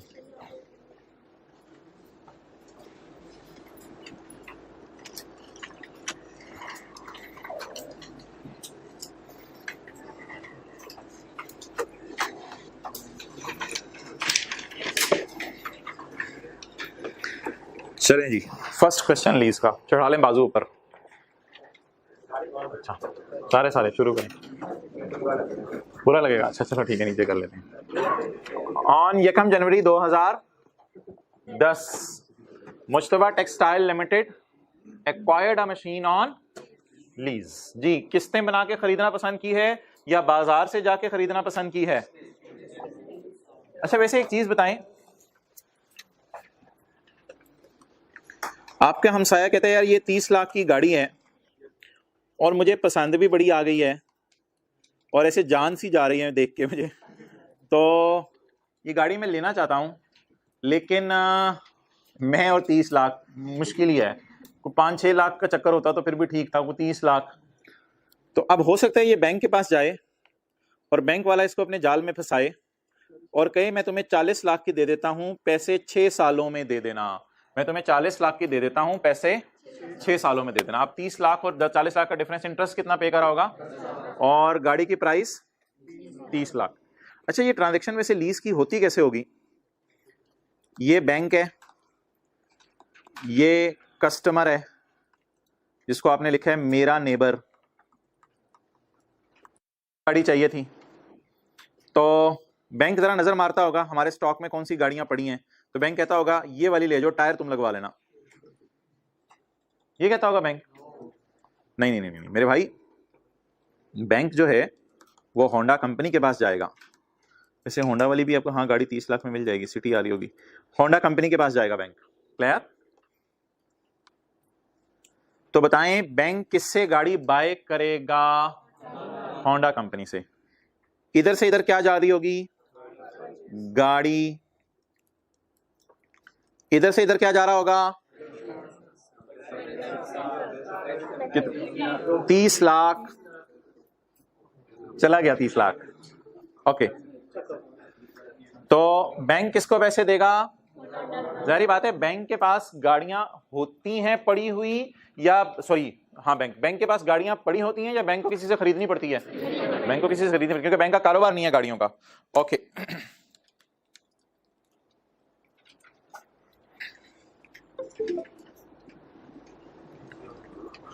अच्छा, बैंक इसको 30 लाख देगा, फिर बैंक इसको क्या करेगा? ये पेमेंट फॉरन कर देगा या थोड़ी थोड़ी करके? फॉरन ये बैंक पेमेंट कर देगा इसको। ठीक है जी। इसके बाद बैंक क्या करेगा? गाड़ी का अपनी छत पे रख लेगा? नहीं, गाड़ी किसको दे देगा? कस्टमर को गाड़ी दे देगा। और कस्टमर फॉरन या थोड़ा थोड़ा करके टोटल 40 लाख देगा। थोड़ा थोड़ा करके ये 40 लाख कस्टमर कैसे देगा? मिसाल के तौर पे 5-6 साल में ये 40 लाख इसको दे देगा। तो it is lease arrangement. Okay, you can एनोट नोट। ये मैंने फौरन लिखा है।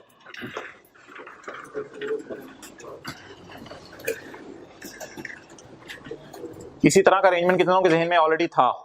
कितनों को जरा आज वाजे हुआ है?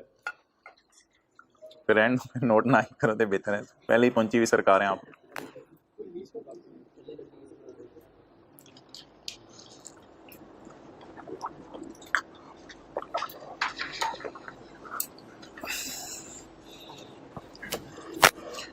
ओके, लेसी कौन है इसमें?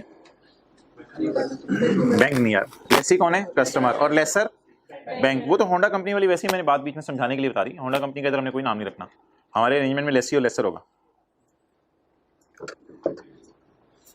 ओके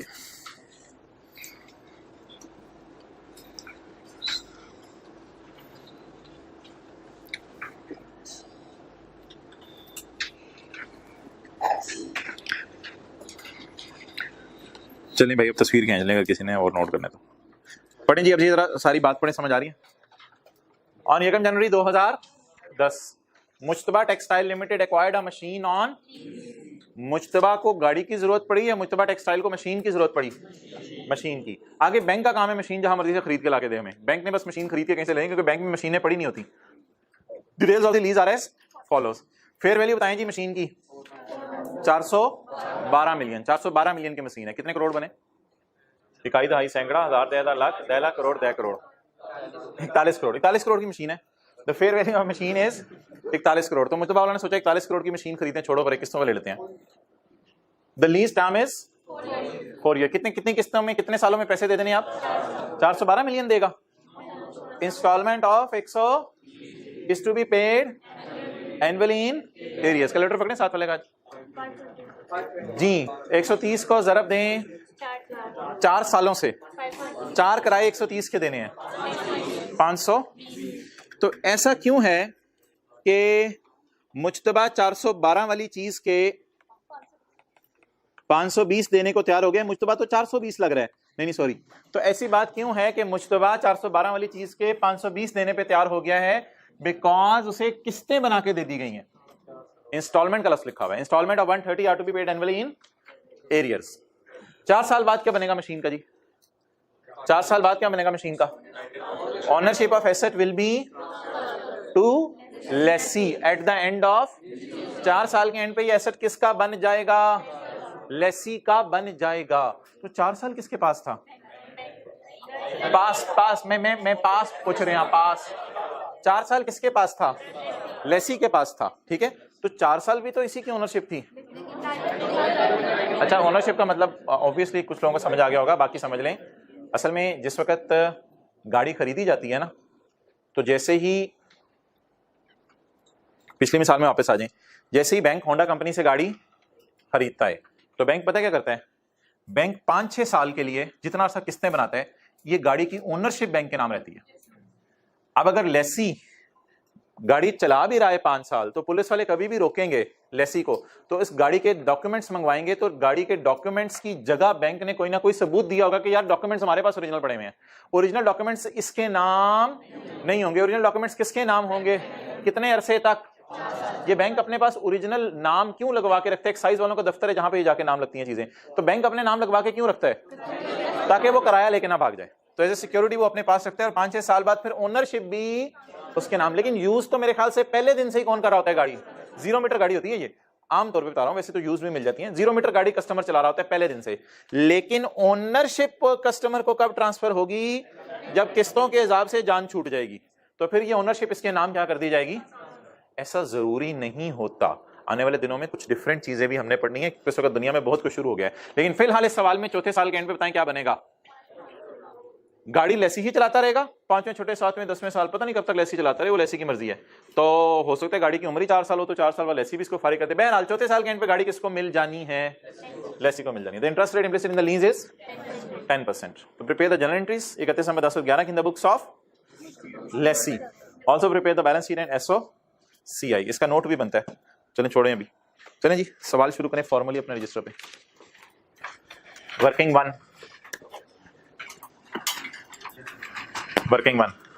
जी, नहीं उससे नहीं फर्क पड़ेगा, उसको इग्नोर करते हैं। अच्छा जी, पहला लफ्ज आज अपनी डिक्शनरी में आप ऐड करें, लीज पेमेंट्स। लीज पेमेंट्स आप बता सकते हैं लेसी ने कितनी करनी है? 4, और एक पेमेंट कितने की है? 130। लीज पेमेंट्स 130 हर साल पे करना है आपने, इनटू 4 years। तो लेसी ने 520 पे करना है। अच्छा भाई, present value of lease payments, पहली क्लास है, पूरा लिख लें। Present value of lease payments on Ekam January 10। Okay जी, किस साल लीज शुरू हो रही है? 10, 11, 12, 13। क्लियर? इधर कितना किराया पे करने? इधर 130। अब तो सिंपल हम वो एनओटी वाला फॉर्मूला लगाते हैं। इनको यकम जनवरी 10 पे हमने बुलाना है, तो 130 इंटू 1 माइनस 1.1 है, इंटरेस्ट रेट 10% है, रेज टू पावर। क्वांटिटी कितने? 30, 130 की 1 2 3 4 raise to power minus divided by 0.412 इशारिया 08। तो कोई नहीं, राउंड करके बस 412 लिख लें। रुपीज इन मिलियन में सवाल कर लें, 0.08 को छोड़ें, 412। क्या चीज? मौतम।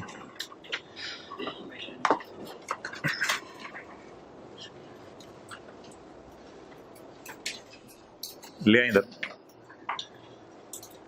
आपने एक चीज नोट की होगी कि 412 मिलियन तो इसकी फेयर वैल्यू भी थी, यानी बाजार से, जैसे मैंने कहा था ना, 30 लाख की दी खरीदी और 40 लाख की दे दी किसने बना के, तो इधर 412 तो इसकी फेयर वैल्यू भी थी। यानी अगर लेसी आज पैसे दे दे तो कितने देने पड़ेंगे? फिर तो लेसी शायद पैसे देगी नहीं, लेसी जाके खुद ही बैंक से खरीद लेगा, वो सॉरी होंडा से खरीद लेगा, फिर तो उसको जरूरत ही नहीं। लेकिन अगर आज इसको पैसे देने पड़े तो कितने पैसे दे देगा? 412। ये बराबर आ रही है, शायद आने वाली क्लासेस में ये बराबर कभी ना आए, तो फिर उस पर अलग बहस हम करेंगे, वो अलग बात है। फिलहाल आज पहली क्लास है तो हमें ज्यादा इस पर सोचने की जरूरत नहीं। तो मुझे बता दें कि लेसी अगर आज पैसे पे करे तो कितने की बनेगी चीज? 412 की। लेकिन ये 412 लेसी के पास पैसे मौजूद, इसलिए लेसी ने ये पैसे खर्च नहीं किए, ये पैसे इन्वेस्ट किसने कर दिए? बैंक ने इन्वेस्ट कर दी और लेसी को ये चीज हैंड ओवर कर दी। अब बैंक के कितने पैसे, मैं क्लास बोलने लगा हूं, डूब गए। बैंक के कितने पैसे डूब गए? 412। लेकिन डूबे नहीं 412। 412 के अगेंस्ट बैंक को 4 सालों में कितना मिल जाना है? 520। तो लेसी बताएं अब इंटरेस्ट की मद में कितने पैसे देगा? टोटल लाइफ में आपने बताना कितने पैसे देगा 4 सालों में?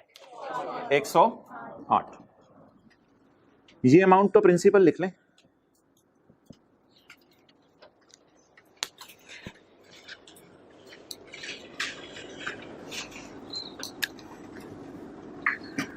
ओके तो 3 लफ्ज बोले। नंबर 1 लीज पेमेंट, दूसरा लफ्ज प्रेजेंट वैल्यू ऑफ, और तीसरा लफ्ज इंटरेस्ट। ये कैसे निकला है? किस किस का डिफरेंस लिया है? एलपी का, बोले एलपी में से क्या माइनस किया है? Present value of lease payment. लिख लें, इंटरेस्ट निकला करेगा, लीज पेमेंट से present value of lease payment minus कर दें। तो आज खरीद लें तो 412 का मिलेगा, लेकिन किस्तों में खरीदें तो 520 का मिलेगा। 108 किसको इंटरेस्ट पे करना पड़ेगा? लेसी को पे करना पड़ेगा, बैंक को। तो लेसी बैंक को पे करेगा। अच्छा, अब आप मुझे बताएं पहले साल का इंटरेस्ट कितना है इस 108 में से? पहले साल का इंटरेस्ट, इस 130 में थोड़ा सा इंटरेस्ट भी होगा ना, इस 130 में थोड़ा सा इंटरेस्ट भी होगा, 130 में थोड़ा सा इंटरेस्ट भी होगा, 130 में थोड़ा सा इंटरेस्ट भी होगा। तो पहले साल का इंटरेस्ट कितना है? इन्होंने क्या किया है? इन्होंने 108 को पढ़ के 4 से डिवाइड कर दिया।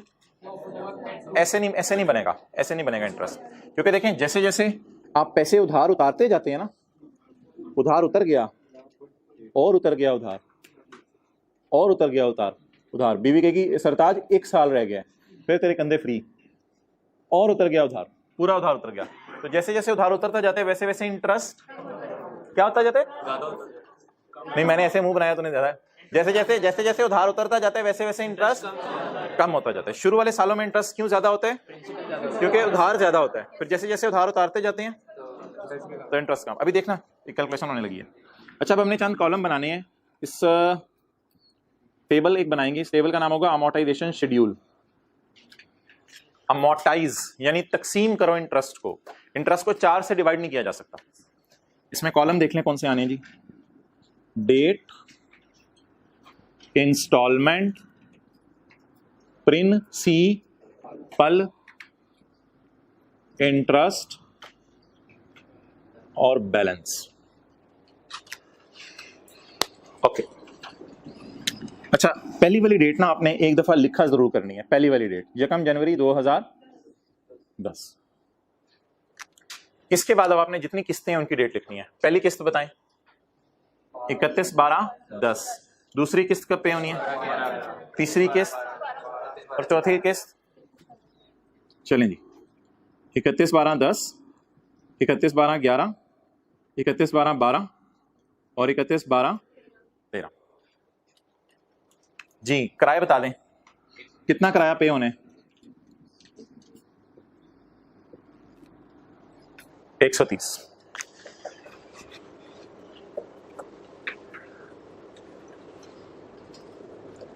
अच्छा, ऑब्वियसली कुछ बच्चे ऐसा करते हैं, आने वाले दिनों में चीजें एडवांस होनी है ना, तो कुछ ऐसा करते हैं ये डायग्राम जहन में भी नहीं बनाते, बस ऐसा करते हैं जैसे ही सवाल पकड़ते हैं तो इस तरह देख लेते हैं। अब वो काउंट कर लेते हैं कितने कितने 130 को डिस्काउंट करना है और पहले को भी करना है, क्योंकि इधर भी साल का गैप है, तो एडवांस का सवाल नहीं है जैसे थोड़ी देर पहले किया था। तो इधर से देखने की बजाय ऐसे देख लें, ये जो मैंने एरोस खींचे हैं, 1 2 3 और कितने 130 को डिस्काउंट करने हैं। तो ये डायग्राम बनाने का पेपर में टाइम नहीं होता, लेकिन ऑब्वियसली ये तो कैलकुलेशन हमने करनी होती है, तो ये कैलकुलेशन करके हम देख लिया करें डिस्काउंट कितने करने हैं। तो कितनी क्वांटिटी नजर आ रही है आपको 130 की? 4 दफा 130 नजर आ रही है। चारों को बुला के कहां खड़ा करना है आपने? लाइन हाजिर करना है 1 जनवरी 2010 को। अच्छा, अब मोहतरम जो सबसे पहला जो लाइन हमने बनाई है वो शुरू हुआ करेगी पीवी से, प्रेजेंट वैल्यू से। सबसे पहली लाइन कहां से शुरू हुआ करेगी? प्रेजेंट वैल्यू से। प्रेजेंट वैल्यू बताएं। 412। ये असल में बैलेंस है ऑफ प्रिंसिपल। किसका बैलेंस है? प्रिंसिपल का बैलेंस है। आज अगर हम पैसे दे दें तो कितने देने पड़ेंगे? 412। अब प्रिंसिपल के बैलेंस से हम इंटरेस्ट निकालना शुरू करेंगे। अब आप कैलकुलेटर पकड़ें और 412 पर इंटरेस्ट रेट लगा दें एट द रेट ऑफ 10%। कितना जी? 41.2। जरा फोकस कीजिएगा इधर, जवाब क्या आ रहा है आपका? 41 मैं चाहता हूं, मेरी चाहत है कि मैं सवाल पॉइंट्स में ना लेकर जाऊं, तो बता दें राउंडिंग के रूल्स क्या हैं। अगर पॉइंट के बाद 2 लग जाए तो 2 अपनी हैसियत लूज कर जाता है और ये 41 नहीं रहता है। याद आ रही है थोड़ी थोड़ी बातें? और अगर पॉइंट के बाद 6 हो, 7 हो, 5 भी हो, मेरे ख्याल से 5 हो, 6 हो, 7 हो, 8 हो, पॉइंट के बाद 9 हो, तो 41.9 को राउंड करके क्या लिखते हैं? जैसे आप लोग ये 3.2 लिखा हुआ है, इसे राउंड करें 3। ये 3.7 लिखा हुआ है, इसे राउंड करें 4। ये 3.3 लिखा हुआ है, इसे राउंड करें 3। क्लियर? तो ये राउंडिंग के रूल्स हैं, ये आपको आने चाहिए। अभिषेक आप कहीं रफ वर्किंग में ऊपर भी कैसे लिखते हैं? 41.2 कैलकुलेटर ने दिया था, लेकिन मैंने काट के इसको क्या लिख दिया? 41। और इसका एक तरीका ये होता है, कैलकुलेटर को आप 0 डिजिट पे सेट कर लें। ये सेट करना कितने को आता है? तो पॉइंट्स के बाद जवाब ही नहीं आता कैलकुलेटर पे, इसलिए कैलकुलेटर ने जवाब ही दे दिया, क्योंकि कोई और उठाएगा वो कहेगा पॉइंट्स आ ही नहीं रहे। अच्छा जी, बता दें जी आ क्या रहा है कैलकुलेटर पे? 41.2, लेकिन मैंने राउंड करके क्या लिख दिया? 41। हाँ, 0.2 मिलियन हमने राउंड कर दिया, कोई मसला नहीं। जब मिलियन में है तो वो हमारे से खेल रहा है मिलियंस में, तो हम भी उससे मिलियंस में ही खेलेंगे एग्जामिनर से। हाँ, 2 लाख रुपीज आपने उड़ा दिए, खत्म करो, कोई मसला नहीं, मसला नहीं। अब हमारा लेवल हाई हो गया है ना।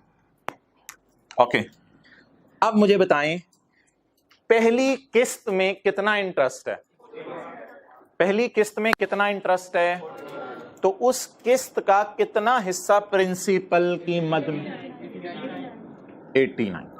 तो पहली किस्त में मैंने थोड़ा सा इंटरेस्ट दिया और थोड़ा सा प्रिंसिपल की मद में पैसे दिए इन रिस्पेक्ट ऑफ प्रिंसिपल। अब आप मुझे बता दें प्रिंसिपल टोटल कितना था, यानी उधार का प्रिंसिपल कितना था बिना इंटरेस्ट के? 412 के बैलेंस था प्रिंसिपल का, ओपनिंग बैलेंस, लेकिन ओपनिंग बैलेंस में से पेमेंट हो गई। तो बताएं बकाया प्रिंसिपल का बैलेंस कितना बचा? तो कैलकुलेटर पकड़ें, 412 माइनस 89, 323। ये अभी तक मैंने किस मद में देने हैं? प्रिंसिपल की मद में। ओके, स्टेप 1 बताएं क्या करेंगे? किस्तें बना लिया करेंगे। ये तो आम सी चीज है, ये बड़ी फौरन बन जाएगी, किस्तें बना लिया करेंगे। फिर स्टार्ट कहां से किया करेंगे? प्रिंसिपल से। और रेट किस पे लगता है? किस्तों पे या प्रिंसिपल पे? प्रिंसिपल पे। प्रिंसिपल पे रेट लगाएंगे, 41.2 आ रहा है, उसको हमने राउंड करके कोई मतलब कोई मसला नहीं, ऐसी राउंडिंग के पेपर में इजाजत है। 41 जी, 130 माइनस 41 89। अब कैलकुलेटर, अच्छा अब कुछ बच्चे पता क्या करते हैं, अपने लिए काम मुश्किल कर लेते हैं। वो 41.2 लिखा रहने देते हैं कैलकुलेटर पे, इधर 41 कर लेते हैं और फिर क्या करते हैं 130 माइनस 41.2, फिर इधर दोबारा अपने लिए मसला खड़ा कर लेते हैं। ये भी फिर कोई 88 पॉइंट पता नहीं किस में चला जाता है। तो जब आपने यहाँ 41 लिख दिया, फिर कैलकुलेटर पे ऑन का बटन दबा दें, कैलकुलेटर पे ऑन का बटन दबा के करें 130 minus 41 is equal to 89, 412 minus 89 323। अब कैलकुलेटर पकड़ के 323 का 10% ले, 32.3। जरा 32.3 में बताएं आगे, 3 तो 3EC है छोटी सी, ये तो अपनी एग्जिस्टेंस लूज कर जाएगी। तो जब ये खो जाएगी तो पीछे क्या बच जाएगा, कुछ खोते हैं तो कुछ पाते भी हैं, तो खोता पाता भी है जी। कितना हो गया 32। मेन ये इंटरेस्ट गिरता क्यों जा रहा है, क्योंकि उधार का प्रिंसिपल अमाउंट क्या होती जा रही है, कम होती जा रही है। ओके, कोरोना चला गया आजकल, मास्क नहीं पहना उन्होंने, 11 तारीख से चला गया। कैलकुलेटर पे ऑन का बटन दबाएं, अब 130 माइनस 32 लिखें। इधर कोई पॉइंट्स में अगर आ रहा था तो ऑन का बटन दबा दें, 130 माइनस 32 98। ऐसा तो नहीं करते, सादा कैलकुलेट करा होता है आप। अच्छा 98, चल मैं भी 323 में से कितना उधार पे हो गया, 323 माइनस 98 225। ओके, आप 225 पे लगाएं 10% 22.5। गाय इसको मैन इसको राउंड करके क्या लिखेंगे 23 मोहतरम। अच्छा क्या लिखेंगे जी 23 जी। कैलकुलेटर पे ऑन का बटन दबाएं आप, 130 माइनस 23 107, 225 माइनस 107। बोर हो गए हैं, बोर तो नहीं हो रहे ना, तो 4 साल का सवाल है ना, 8 साल का तो नहीं है, बोर हो रहे हैं। 225 माइनस 107 118 जी। कैलकुलेटर पकड़ें और उस पर 10% लगाएं, क्या जवाब आया 11.8। एक आवाज आएगी आपको भी, इसको काट दें, इसको काट दें तो क्या होगा, ये 8 है या 8 है, तो ये तो इसकी जान ले लेगा 11 की, ये इसे क्या करके जाएगा 12 करके जाएगा। अच्छा जी, अब 130 माइनस 130 माइनस 12 118 माइनस 118 आंडा, एंड पे आंडा आया करेगा। लोगों का शुरू में आ जाता है, आपका एंड पे जो है वो 0। और अगर 0 की जगह 1 आ गया 2 आ गया तो परेशान होने की जरूरत नहीं कि मैं टेबल दोबारा बना के ट्राई करूं, वो राउंडिंग की वजह से मसला आ सकता है, उसमें परेशान होने की जरूरत नहीं। लेकिन 25-26 आ गया तो मसला है, ये मसला है नहीं राउंडिंग का मसला। तो 0 जवाब आ गया। अब बता दें 31/12/13 की रात को प्रिंसिपल की मद में कितने पे करने हैं, 0 पे करने हैं। और फिर आज रात को चले जाएं या अगले दिन सुबह ही बेहतर है, चले जाएं और जाके ओनरशिप अपने नाम करवा लें। 1 जनवरी 14 की सुबह ओनरशिप आपके नाम हो जाएगी। अब लीगल टाइटल भी आपके नाम हो जाएगा क्योंकि आपने सारी किस्तें दे दी। ओके चलें जी, अब सवाल की रिक्वायरमेंट भी पढ़ लेते हैं। Prepare journal entries for the years guys, 31 December 10 and in the books of lazy की बुक्स में करनी है, लेसी की बुक्स में।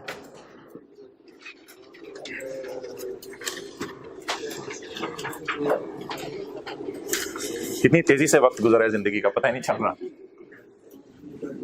चलिए कोई नहीं, आज हम जर्नल एंट्रीज कर करके जाएंगे, कोई नहीं, अगले टीचर से रिक्वेस्ट कर लेंगे। अच्छा जी, अभी आप इशा के ऊपर सफे में रफ वर्किंग में एंट्री कर लें, मैं एक समझाने के लिए एंट्री कर रहा हूं। 1 जनवरी 2010। अब भाई माना, मोबाइल वाले भाई मानना इस बात को कि ओनरशिप डॉक्यूमेंट्स बैंक के पास हैं, लेकिन रियलिटी क्या है, गाड़ी यूज कौन कर रहा है, लेसी यूज कर रहा है। इसलिए हम सब्सटेंस को देखते हैं, रियलिटी को देखते हैं, लीगल डॉक्यूमेंट्स को नहीं देखते। तो रियलिटी क्या है, who is enjoying the benefits, कौन इस गाड़ी में बैठ के एसी चला रहा है? लेसी। कौन इस गाड़ी में लाहौर से मुल्तान जा रहा है? कौन इस गाड़ी के टायर का पंचर लगवा रहा है? लेसी। तो लेसी रिस्क्स भी बियर कर रहे हैं और रिवॉर्ड्स भी इंजॉय कर रहे हैं। तो रियलिटी क्या है कि ये एसेट लीगली तो किसके नाम है 4 साल तक? बैंक के नाम है, लेकिन sorry substance over form, substance over form. Form क्या होती है? ये कॉन्सेप्ट आपने इंट्रो में पढ़ा था, लीगल फॉर्म। और सब्सटेंस क्या होती है? रियलिटी। लीगली किसके पास है गाड़ी 4 साल के लिए? लीगल डॉक्यूमेंट्स में बैंक के नाम, या मशीन है हमारे सवाल में किसके नाम है? बैंक के नाम। सब्सटेंस छा जाएगा लीगल, और हकीकत क्या है? ओवर का क्या मतलब है? ओवरराइड कर जाएगी। रियलिटी छा जाएगी किस पे? और अगर रियलिटी लीगल फॉर्म पे छा गई तो लीगल फॉर्म अपनी हैसियत खो दे। जबरदस्त। लीगल फॉर्म अपनी हैसियत खोती चली जाएगी, क्योंकि लीगल फॉर्म अपनी हैसियत खोती चली जाएगी। और कौन छाता चला जाएगा? रियलिटी छाती चली जाएगी।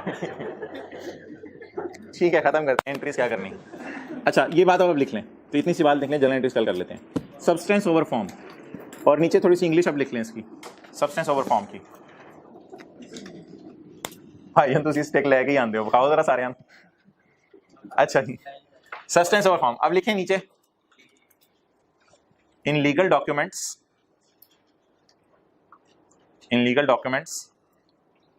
ownership will be of bank for 4 years. In legal documents,